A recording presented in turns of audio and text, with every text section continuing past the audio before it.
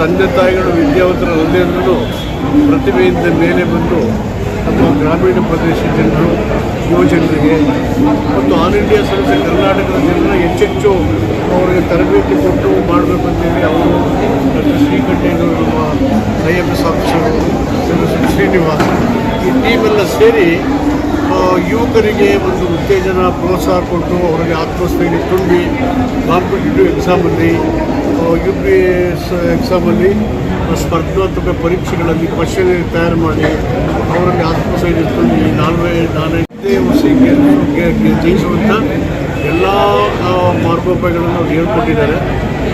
ತೇರ್ಗಡೆ ಆಗಿರ್ತಕ್ಕಂಥ ವಿದ್ಯಾರ್ಥಿಗಳ ಮಾತನ್ನು ಕೇಳಿದ್ರೆ ನಿಮ್ಗೆ ಅನಿಸ್ತದೆ ಎಷ್ಟೊಂದು ಆತ್ಮಸ್ಥೈರ್ಯ ತುಂಬಿ ಆ ಹುಡುಗರ ಮೇಲೆ ಬಂದಿದ್ದಾರೆ. ಸುಮಾರು ಕರ್ನಾಟಕದಿಂದ 41 ಜನ ಇವತ್ತು ಆಲ್ ಇಂಡಿಯಾ ಸಂಸ್ಥೆ ಕರ್ನಾಟಕದವರು ಹೋಗಿದ್ದಾರೆ. ಇನ್ನು ಅವರು ಗುರಿ ಬೇಕಾದಷ್ಟು ಸಂಸ್ಥೆಗಳಿದ್ದಾವೆ.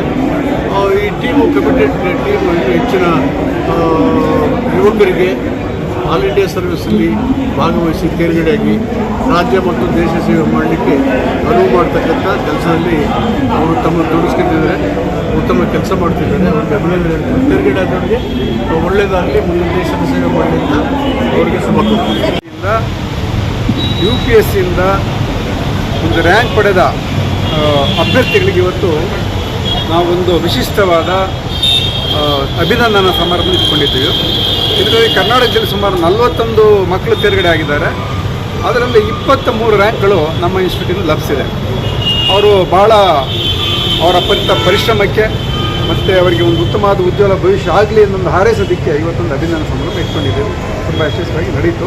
ಮತ್ತು ನಮ್ಮ ಇಂಡಿಯಾ ಫಾರ್ IAS ವತಿಯಿಂದ ಇನ್ನು ಮುಂದೆ ಏನೇನು ಈ ಸಿವಿಲ್ ರಿಪೇರ್ ಆಗಬೇಕು ಅಂಥವ್ರಿಗೆ ಭಾಳ ಅತ್ಯಂತ ಕಡಿಮೆ ಒಂದು ವೆಚ್ಚದಲ್ಲಿ ಅಥವಾ ಕಡಿಮೆ ಕಾಸ್ಟ್ನಲ್ಲಿ ಒಂದು ಉತ್ತಮ ತರಬೇತಿ ಕೊಡಲಿಕ್ಕೆ ಎಲ್ಲ ರೀತಿಯ ನಾವು ಪ್ರಯತ್ನ ಮಾಡ್ತಿದ್ದೀವಿ, ಮುಂದೆ ನಾವು ಮಾಡ್ತೀವಿ.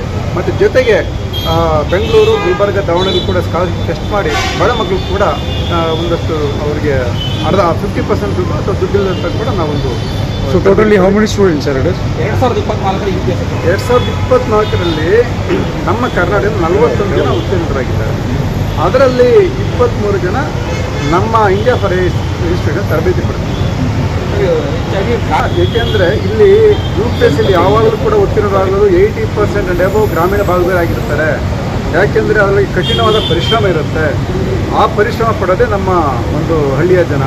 ಮತ್ತು ಅವರಿಗೆ ಒಂದು ನೀಡ್ ಕೂಡ ಇದೆ, ಹಳ್ಳಿ ಮಕ್ಕಳಿಗೆ ಅವ್ರಿಗೆ ಅವಶ್ಯಕತೆ ಕೂಡ ಇದೆ. ಹಾಗಾಗಿ ಆ ಪರಿಶ್ರಮ ಹಾಕಿ ಇರ್ತಾರೆ.